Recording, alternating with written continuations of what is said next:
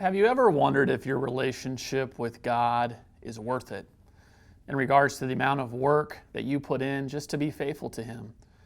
In Psalm 73, you can see a very honest psalmist who's wrestling through with his thoughts and making sure his heart is right before the Lord. In the first couple verses, he says, "Truly God is good to Israel, to those who are pure in heart." I mean, he's wrestling in his mind. He's like, truly God is good to those who are pure in heart, those whose hearts are wholeheartedly committed to Him. But then he begins to open up a little bit about his wrestle. In verse 2, he says, "But as for me, my feet had almost stumbled, my steps had nearly slipped, for I was envious of the arrogant when I saw the prosperity of the wicked, for they have no pangs until death. Their bodies are fat and sleek. They are not in trouble as others are. They are not stricken like the rest of mankind." And you can see the psalmist wrestling with the fact of like, okay, I know that God is good to those who follow Him, but at the same time, I look at the wicked, I look at their life, and it seems a lot more easier than mine. And it seems like they're prospering.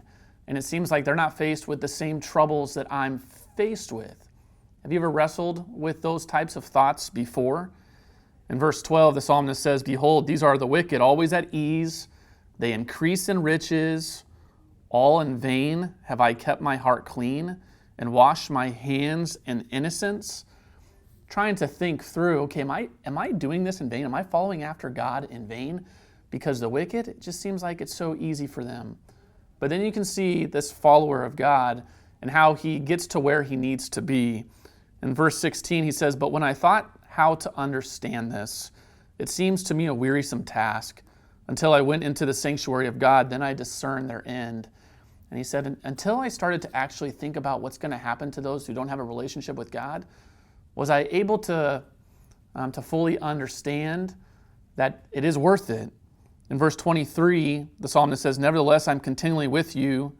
You hold my right hand. You guide me with your counsel. And afterwards, you will receive me to glory. Whom have I in heaven but you?